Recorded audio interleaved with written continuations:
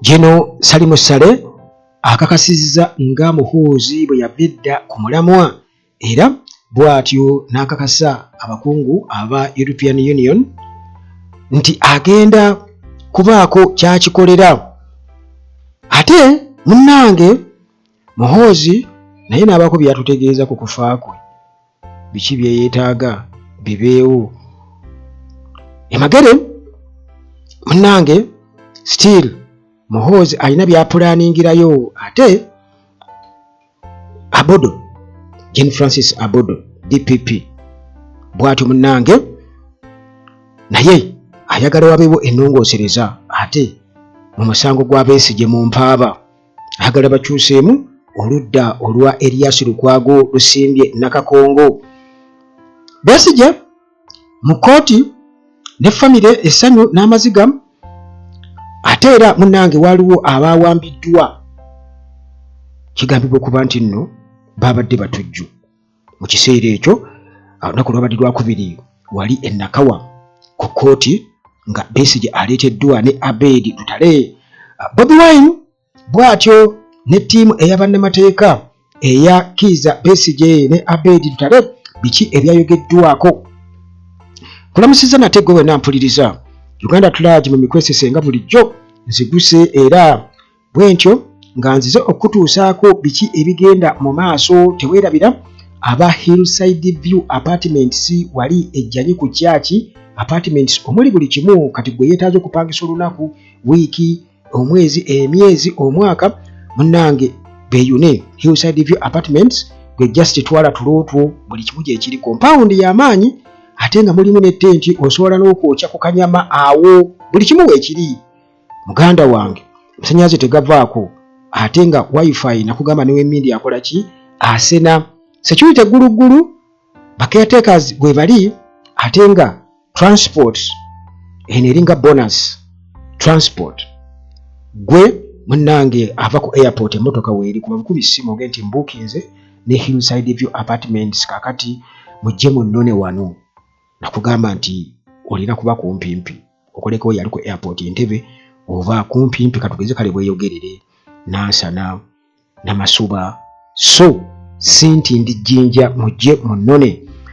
Kakati munnange ate era aba maintenance palace bano muganda wange balina solar systems ezitalina balina ebyamasannyalaze, balina ebyamazzi ate ne ttiimu ey'abakugu esobola okukola installation gweyagala kubeera nga munnange obifiitinga mu nnyumba yo. Aba maintenance palace balina ebintu bingi nnyo naddala solar systems munnange tuukayo. Nakugamba nti balina amataala ag'akabi agakozesa solar gejjako gokka geeteekako gokka gezera kulaba nzikiza nga geeteekako kitangaala nga gavaako. Ate okukozesa ne kakulize balina solar systems ezikozesa CCTV cameras si bino nti amasannyalaze gavaako bannange ate footage tetumulina ziri kamera zikozesa solar, heaters ez'amazzi mu binaabiro, pump ez'amazzi ng'osimye oluzzi lwo oba oli mulimi balina pump ezikozesa solar. Kakati eyo nga tuvuddeyo muganda wange Timo Property Consultants Limited gwe bali nnyo gwayagala kugula ettaka oba kutunda ettaka ayagala kugula nnyumba kuzimba nnyumba aba Timo Property Consultants we bali nnyo. Okay, kakati omusawo omukugu naye gyali temufa ndwadde. Just kona kuko namba zange ziri abo mesembyayo 15 endala esembyayo 73. Nsuubira kubanga mwetegese bulungi nnyo nsumulule kubanga ensonga gye tugendako this time nsonga nkulu anti bagamba nti akuba owuwe akuba awumbirira. Kakati nno wano newankubadde muganda wange akuba owuwe akuba awumbirira naye waliwo kye bayita okuswala nga anti bagamba nti waliwo abantu abamu wano mu Uganda nga tebakyaswala baswaza buswaza. Kati newankubadde nga munnange mwe temukyaswala kiba kitegeeza nti byonna ebiba bibakwatako bye mukola bibeera bigenda kubeera nga bibaddira era bagamba nti anti munnange azaala ekyo byakiwongerera kiba kitegeeza nti baba balina okubumbirira. Kakati munnange Jeno Salimu Sale bw'atyo atutegeezezza kwegamba nti muhoozi ono amulaba ng'omuntu kwegamba omulalu ali crazy, omuntu eyasoma naye nga mulalu naye nga yasoma naye yasoma ki, yafunanga mmeka? Ffe twebuuza awo, yasomeranga yasomera tumanyiyo naye yafunanga mmeka? Kakati munnange yagamba nti yasoma oba yamala senior waffu n'aburanchinga senior 5 awo twabulira naye tukimanyi nti yagenda n'asoma amagi n'agasoma. Kati yagamba nti ono amugeraageranya ku crazy educated Gen Z era agamba nti bajja kumukwasaganya. Kakati mu kwogera bino tamu criticizinze nga bw'onoova eri n'otaka okubeera ng'omunenya nnyo ti kale n'akola bw'ati newankubadde nga ebintu byakoze munnange oyinza okugamba nti ebikolobero si amakolobero, kubanga bye yeeyogeddeko nti wuuno nzaamulira mu basement n'akulaga n'avaayo nga yenna tafaananika. Kati waliwo ate bali abaagenda ekaganga bo munnange bwe batyo babasalirawo nti abo balina kumalwawo era ne bakola ki, ne battibwa. Kale ekyo takyogeddeeko kuba kati ensonga ya Edi Muto tagyogeddeeko yadde n'akamu, naye nga era waliwo abamukase, singa tebamukase teyandiyogedde, naye bannange waliwo abamukyalidde aba European Union ba diplomats ne balabula ne sekulabula ku statements Muhoozi zaakola ne bamugamba nti munnange zino zigenda kukosa nnyo international image, ekifaananyi kya Uganda oketoola ensi yonna. Anti baali beekwasa Bobi Wine nti no Bobi Wine asiigidde Uganda ekifaananyi ekibi, bagenda batuwonoona mu bantu nti abantu batulugunyizibwa. Muganda wange ku guno omulundi bo bennyini ne bakyesiigira, era Muhoozi bw'atyo ne yeetikka flag ey'obwannantagambwako ey'obutemu buli kimu, era yagamba nti byonna abaana bye bakola aba UPDF byonna nze ayabas. Kakati ne bamugamba nti era bijja kukosa nnyo ebyensubuligana, trade, ebyobusuubuzi wamu n'ebyabamusiga nsimbi. Kakati bino byonna babyogera, gwe muganda wange ampuliriza, juzi nakugamba nti Muhoozi olwedde sanctions ezaalumanda abamu ne bagamba walimba biri walimba oyo. Kati gwe bitegeeza ki? Gwolowooza bagenda kuvaayo bajje bazikuba obukubi bwe batyo? Gwirindako bulinzi katono. Kyekera okulaba yaddagira bw'ati ne bagamba nti omwana we bamugize bati ti bannange bano baadde bagenda, ojja kubiwulira gwe just linda tutta kibe nga tunakikenenya ndusu. Kakati bano munnange bwe batyo babadde bakyalidde Jeno Sereb akandwanaho bwe tumanyi obulungi nga Salimu Sale, era munnange ono nga bamaze kubeera nga bamutegeeza ebyo yasuubiza nga bwagenda okubanga ensonga zino bazikwasaganya nti kubanga ejje bwe lityo liyimiridde ku Muhoozi General Kainerugaba. Kakati era nga bino byonna okubyogera byazze oluvannyuma olw'okubeera nti nno aba European Union, European diplomats babadde beemulugunyiza nga basisinkanye Jeno Salimu Sale ku bikolwa bya Muhoozi n'ebigambo byamukola ku social media. Ne bamubuulira kati ng'abaseze abagula essowaani, babadde bangi. Kati bamubulidde kati ng'abaseze abagula essowaani titugenda kulya ki? Nti muganda wange ekiddirira bekirindirire bulindirizi, tukulabudde munnange, tukulabudde. Era balina statement gye baakoze ngenda gikubuulira awo, y'amaanyi nnyo, y'amaanyi ddala, era ng'etegeeza kinene nnyo. Kakati bano babadde Gulu, Jeno Salimu Sale gy'abeera Gulu City, May ennaku z'omwezi nga 21 just jjo wano. Kakati babadde mu meeting nga European delegation of European Union envoys yabadde kulembeddwa Ambassador Jan Sadek. Jeno Salimu Sale bw'atyo munnange nakkiriza obuzito bw'ensonga naye teyabaddeko kwegamba teyakozeewo kye bayita yavoidinze nnyo outright condemnation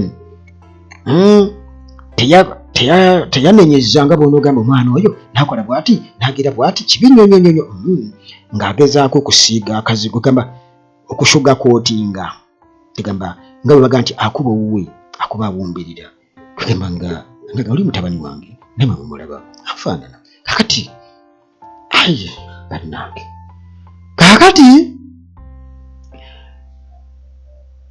yagambye bw'ati kati olwo addamu bamaze okubeera nga bamubuulira yagambye nti CDF omwana oyo that guy ali fane nnyo is a funny man kugamba kino nkigeraageranya nekyatera okuyita banne crown dikuula ali fane kazanyirizi munakatemba era n'agamba nti ye CDF yekka mbu ataava mu Uganda Army, Uganda National Liberation Army kyategeeza National Resistance Army kyategeeza kati n'agamba nti kati ku side ye nga Muhoozi ye product wa UPDF nti lino gye mbu eryatondebwawo oluvannyuma lwa 1995 General Salim Saleh annyonnyola kakati n'ayongerezako n'agamba nti kakati abavubuka abo mubatwale nti bali crazy balalu bakola ebintu kwegamba ebyekiralu nti balina engeri gye bakolamu ebintu byabwe mbu kubanga baasoma era nti bano baafuna okutendekebwa okw'ekikugu kakati n'agamba mbu n'olw'ensonga eyo tamanyi Muhoozi kyali annyonnyola General Salim Saleh munnange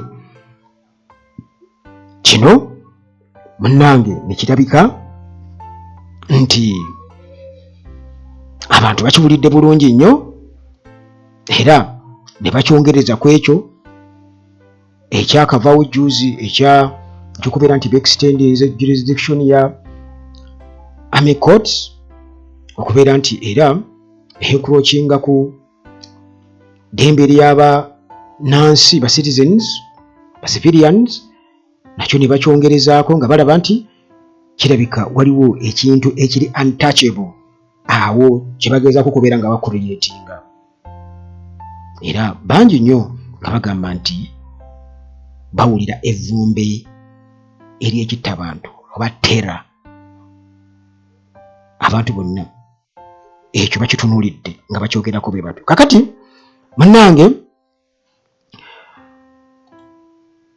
nga bino bikyali awo nga bumulabaawo Muhoozi nga atudde mu bitiibwa alaga nti yatuuka tiri kisobola kumukwatako yadde n'akamu kubanga alina obuyinza obwenkomeredde munnange Muhoozi bano aba European Union okwogera bino byazze oluvannyuma lw'okubeera nti nno yabadde yatadde ku mukutu gwe obubaka oluvannyuma lw'aba European Union officials okubeera nga babadde bakyalidde National Unity Platform North offices wali Kavule May 15 kakati bw'atyo Muhoozi n'awandiika ku mukutu gwe gwa X n'agamba this is an abomination kino kive n'agamba nti European Union you are playing with the fire muzanya na muliro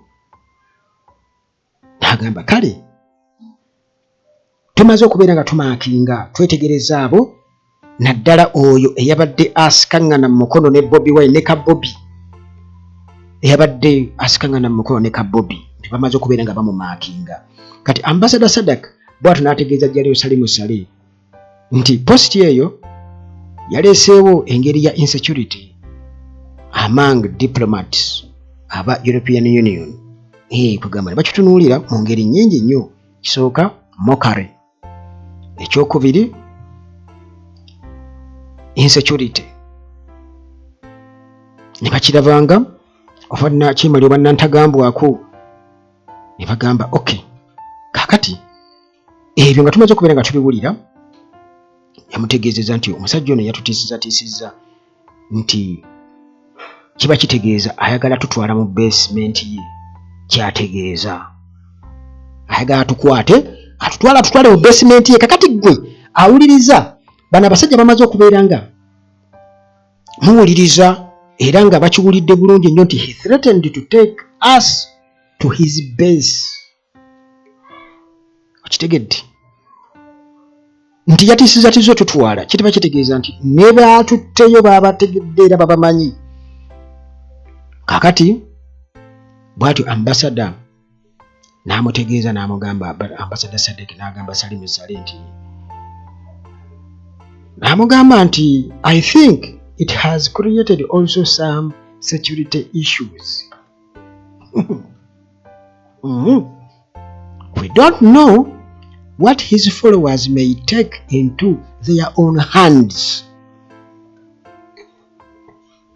Bakimanyi bulungi nnyo nti waliyo abagoberezi be era ababeera bamuwaanawaana nti kati bayinza okubaako kye bakola mu ngeri y'obulumbaganyi oba n'okutandika okuleekaanaleekaana mu ngeri y'okukyokooza. Kaakati awo kiba kitegeeza nti bakimanyi bulungi nnyo nti amaze okubeera ng'ateekawo embeera era ng'embeera eno emaze okubeera nti ebaleetera okweraliikirira. Ono ayinza kukola ki ddala kuba bamumanyi kyasobola okubeera ng'akola. Jjukira bano tebawa chance. Kati gwe muganda wange ampuliriza bino babyogera. Kati gwe osubira sayidi eri nti just batudde butuuzi nti oba tumwesonyiwe tumuleke kale kaayogere. Nakugambye nti bano abasajja already baatonyezaawo ddatto nvumbo sanctions. Naye kati wano just babinfoomingako ku bano timugambe ku mwana wammwe ffe tebatuzannyirako wulidde. Kakati munnange bano baategeezezza n'omugamba nti statements zaakola zisobola okudamaginga image ya Uganda ate kiyinza okukosa ebyensobuligana ne bamusiga nsimbi okubeera nti nno batya okujja mu Uganda ne basembyayo statement. Giwulirize bulungi. We shall manage him for you. We shall manage him for you. Ye statement Ambassador Sadek gye yasembezaayo. Ambassador Sadek yagambye nti we shall manage him for you. Ako n'atamanyi luzungu akategeera. Tujja kumubakwasaganyiza, tujja kumubagorolera ettumba kye bategeeza. Omuzungu mu buzungu bwe nga bwe bajja bazunga tayogera kintu nga tannaba kukitegeka. Ekyo tebakulya ebinusu. Tayogera kintu nga tannaba kukitegeka. Bagambye kankuddiremu, we shall manage him for you. Tujja kumubagorera ettumba, tujja kumubakwasaganyiza. Nze nga nze atamanyi answinswi nyinza okuba nga nkivuunudde bubi. Kakati gwe muganda wange gwenza kivuunula otya? Bagambye nti we shall manage him for you. Jero Salim Musale n'atunula ati akandwa naho n'agamba kakati nja kubuuzaako ku mukulu wange, nja kumubuuzaako. Tujja kulaba kye tugenda okukolera omwana ono kubanga ono new type. Watu bwe yabagambye ne bwe yadayogera bennyini General Salim Musale nga ayogera kugamba byayogera bibula kubanga yagambye nti yabadde abannyonnyola n'agamba he's a new type. Bw'anti type mpya kwegamba nti si wa mu magye gali agaalwana wabula mbu wa UPDF gye baateekawo oluvannyuma 1995 kakati bano mbo baasoma nnyo mbo baafuna okutendekebwa okw'ekikugu ennyo kakati nti bo balina endowooza ezaabwe era n'abategeeza tamutegeera ko bali we shall manage him for you. If you don't understand him, we shall manage him for you. Ffe tebatukola ki? tebatuleetako sagaliko. Amoti yagamba ti sagaliko ye swaga. Tebatuleetako sagaliko. Kakati munnange bwatyo General Salim Ssale nga annyonnyola abannyonnyodde nti era yabagambye nga bategeeza ba envoys nti wulira njagala owulirize bulungi nnyo. General Salim Ssale ebigambo bye byasembyeyo nga annyonnyola amaze okunnyonnyola biri byonna bw'atyo nti simutegeera kuba abaana abantu beefula nti baasoma nnyo bakola bati nti baafuna kutendekebwa okw'amaanyi ennyo naye ate nga yamuteekako ennyota be babadde nga bajja bamukuza ng'ekitooke ng'ekijanjaalo. By the way ekitooke kiyinza okulwalwa badde bajja bamukuza ng'ekijanjaalo speed paka bwa genero bo nga bamukubako. Kakati General Salim Ssale kati agamba ba envoys nga bagamba bannange kasooke mbibagambye mu Luzungu. Yabagambye nti you should hold General Muhoozi accountable as an individual, not as a representation of government policy. You are studying him as a character. Some time back, they used to say that you shouldn't have educated soldiers in the army. Now, almost the entire top command is full of degrees, masters, PhD. Kitegeera.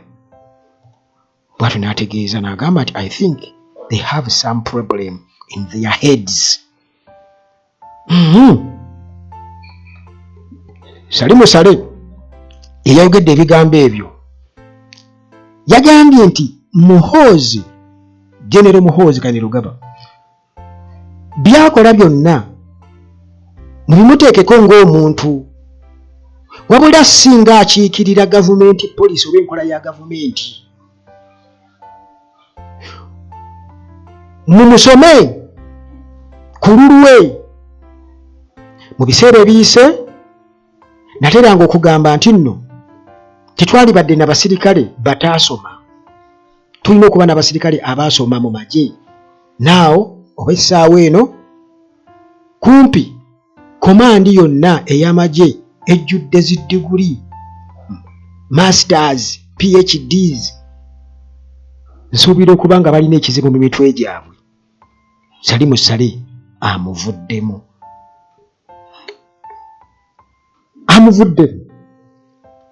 Mumumanyi. Kakati ekyo munnange nga mmaze okubeera nga nkikubuulira bwe ntyo sigenda kubeera nga nnyongerako bingi nnyo kuba nsuubira okuba nga naawe era olina bingi nnyo ebyokwogera oba ababiwulidde balina bingi nnyo ebyokukola ki ebyokwogera.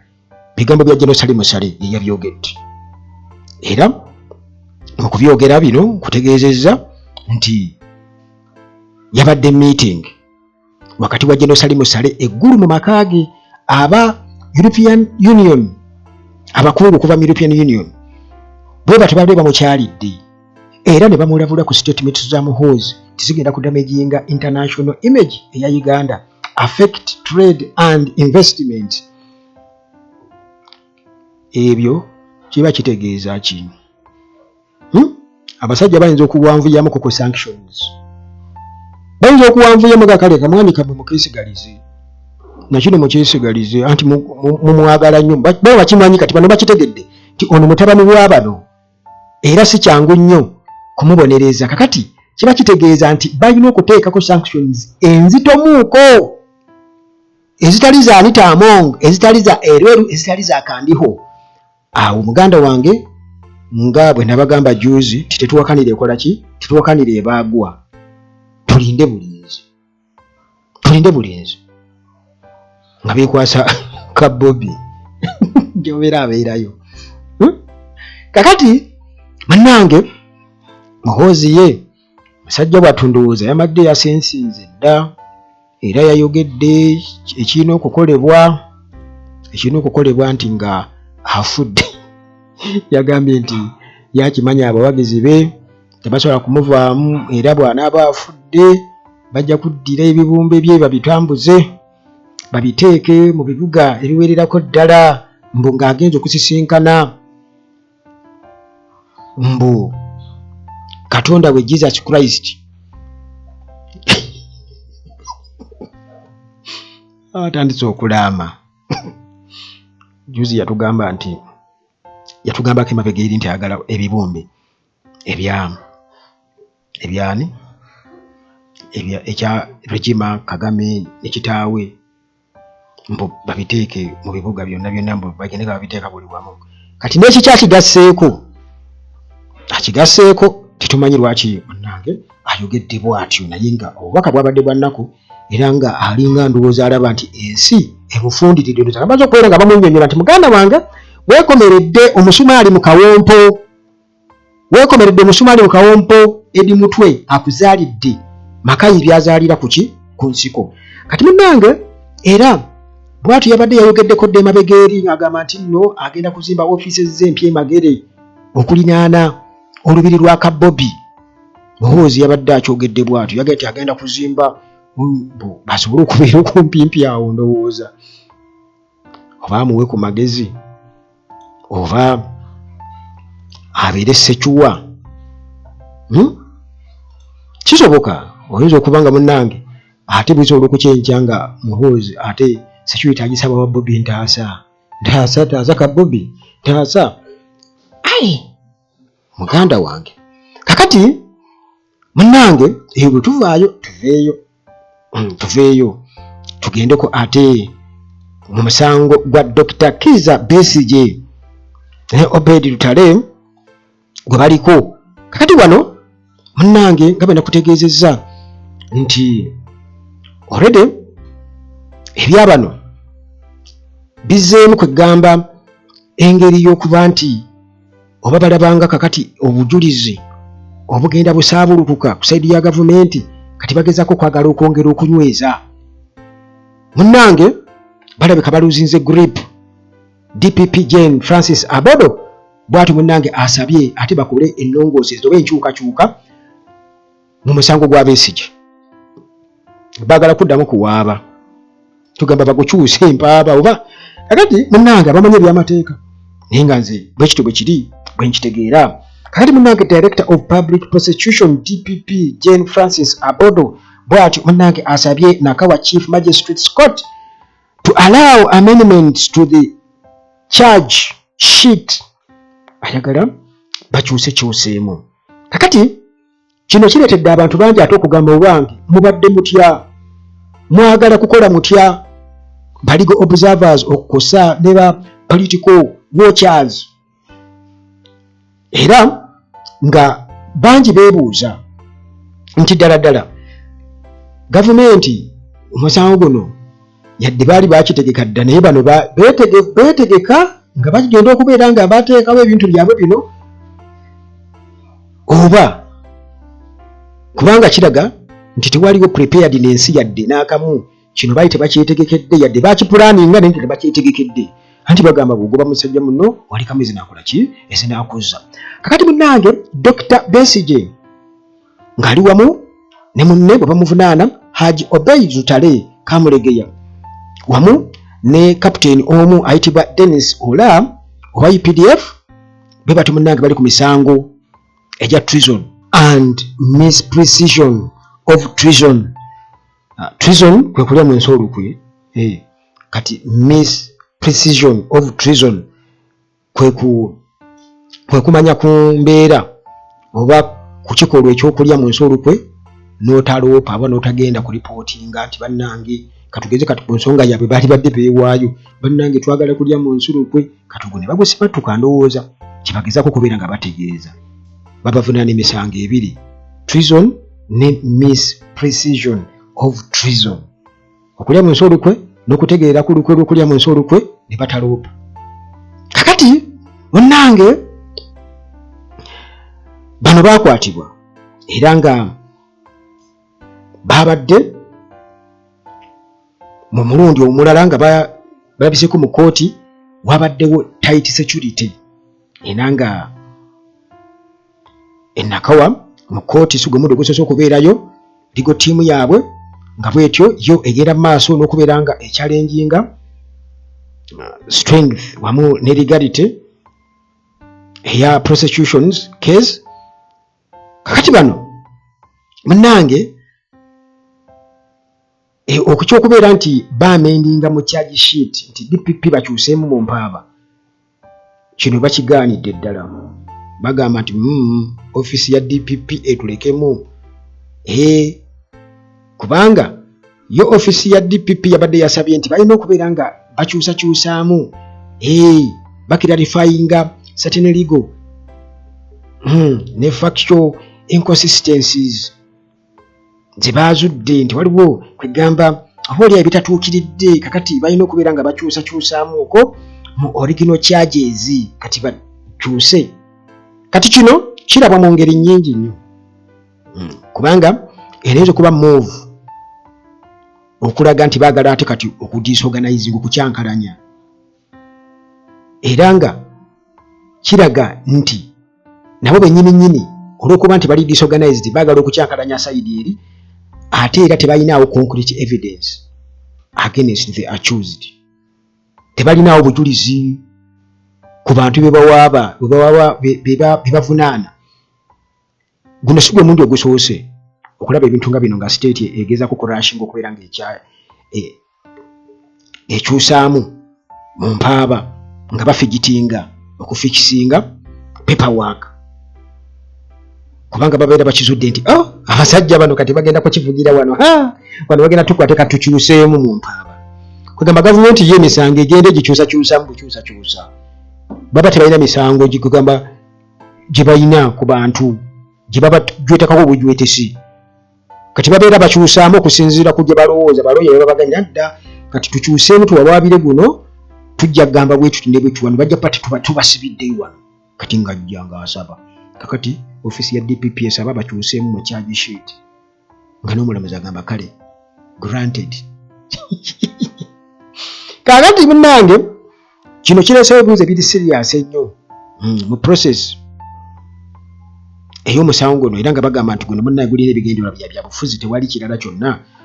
Kati legal team ya Besigye bwetyo yo yagambye nti tugenda kufunvubira okulaba nti ate tulemesa ebyokukyusakyusaamu, bagezaako kubeera nga bakyankalanya omusango guno, era nga eno move gye babaze obulungi okusobola munnange okuzikiza amaloboozi gaabo ab'emulugunya, naddala tugenda mu 2023 elections. Bagezaako n'okwagala okuwanvuya omusango kati bagukyuse, era tweyongereyo Besigye basigale nga bakyali mu kkomera, mbu ate kati DPP ate kati okusinziira mu ngeri yemu gye baagala okubeera nga munnange bwe batyo babakuumira mu nkomyo, kuba tebalinaawo bujulizi bumala. Oba olina obujulizi kati nga buli amaloboozi nga Mwenda ge yayogerako ago badde basaasaanya buli wamu, ate lwaki oba olina simu z'oli musanzeko obujulizi obuli concrete, ate kati lwaki? Kakati munnange bino byonna byabaddewo mu kooti, era nga application eya DPP tugisuubira okuba nti mu nnaku ezijja ate kooti egenda kutubuulira kiki kyezzaako, bakkiriza oba bagaanye. Kakati era munnange mu mbeera y'emu ku kooti Besigye nga aleeteddwa, wabaddewo ekisooka essanyu eri famire ye, era haga bazeewadde n'ebintu bya nnyima ne ba family members, kubanga babakkiriza okubeera nga boogerezeganyaamu ne ba family members, babawaddemu akaseera kubanga oludda oluwolereza Dr. Kizza Besigye lwagambye nti kino lwakisanyukidde kuba omulamuzi yasobodde okurecognizinga embeera nga bw'erina okubeera, nti baba balina okubeera nga bagoberera buli kimu due process okusinga okubeera nga munnange bamma omuntu eddembe lye nga bekirambikiddwa mu ssemateeka. Alina okusisinkana aba family members, alina okufuna balooyazi be, okufuna obujjanjabi n'ebirala.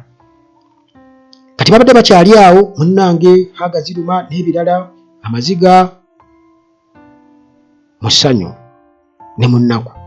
Kati ate munnange abajja ati ne bajja ne babaako bye bayoola awo nga bagamba nti bano nti babadde balina akakwate ku butujju, kyategerekese luvannyuma nnyo.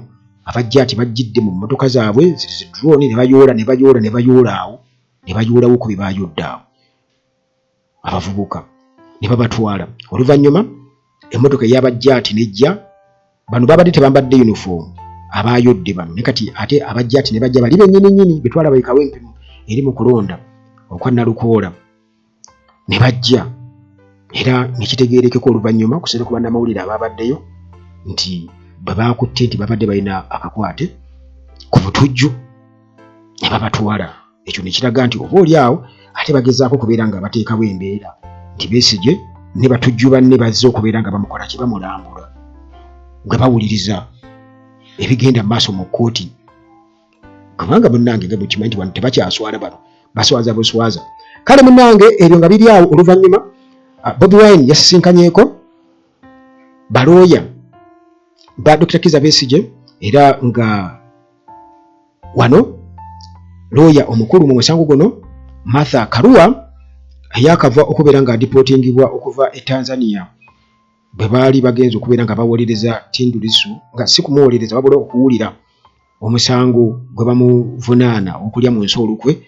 Kati bwe bati ne balemesebwa. Kati saawa eno munnange ali bize nnyo ate bw'ati era n'ajja n'alabika e Nakawa ng'alina okubeerawo ate mu gwa Dr. Kizza Besigye era munnange mu mbeera y'emu bw'ati Bobi Wine n'amusisinkana ne babaako bye boogera n'asinkana delegation okuva mu kibiina ekya NUP ekyalaze obumu era bwe batyo ne basala entotto n'okumanya wa oba kakati pace omusango gutambulira ogwa Dr. Kizza Besigye wamu n'okulaga obumu nti bali bumu nga opposition eya Uganda era bwe batyo nakiki kye balina okubeera nga bazzaako okusobola munnange okumanejinga abampembe abeefunyiridde okubeera nti nno bwe batyo tebakkiriza ludda luvuganya kubeera nga lufuna ku kye bayita breathing space.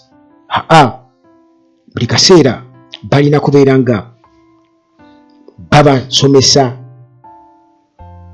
Olunyankole kati kye kigambo ndowooza ekiriwo balina okubeera nga babasomesa muganda wange enjogera gye boogera Oluki Olunyankole. Abanyankole munnange balina okwerwanako ekintu ekyo bakyeggyeko kubanga omusajja yakiremerako era ne wabaawo abawagira nti bajja kubayigiriza Olunyankole bajja kukola batya naye muganda wange ebyo munnange byebyo ebitonotono byensobodde okubeera nga munnange nkubuulira ku biki ebibaddewo ebitono byensobodde okubuulira ku biki ebibaddewo era katugende mu maaso ndowooza tusinkane mu mboozi ezinajja mu maaso awo oluvannyuma lw'okubeera nga tumaze okubeera nga tuyita mu ebyo ebirala ebiriwo